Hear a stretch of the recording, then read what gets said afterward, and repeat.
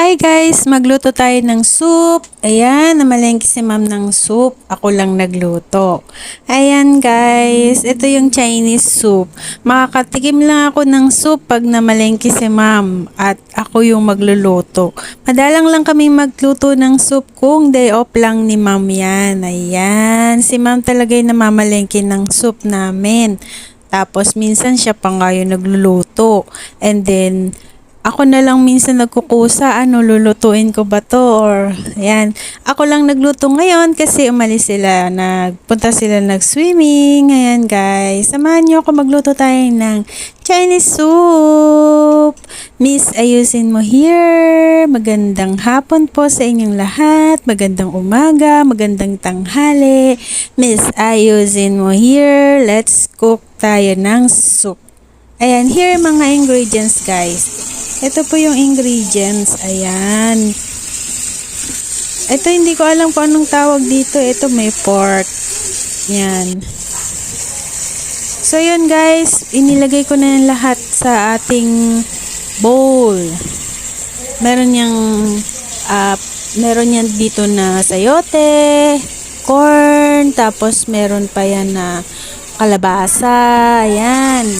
At then yung pork, hugasan natin mabuti guys. Tapos, nito itong pakuluan muna guys. Pakuluan natin yung pork. Ayan. And then after na pakuluan yung pork, isama na natin sa lahat ng ingredients. Ayan. And then, hayaan lang po natin itong kumulo. Actually, nilipat namin sa malaking pot kasi sira yung aming pot na di kuryente. So, inilipat namin sa kalan. So, yan. Ito guys, kumukulo na yung ating soup. Yan. Pinakuluan ko pa rin po yan ng 3 hours. And then, pagdating ni ma'am, siya na po yung maglalagay ng asin. Siya magtitimpla niyan guys. Pinakuluan ko lang po.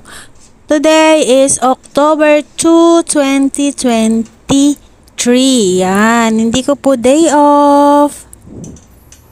Hindi ko day off. Hindi nila ako pinalabas eh. Ayan. Working mood si Inday. Yan. So, yun. Ay, ito na yung ating soup. My carrots.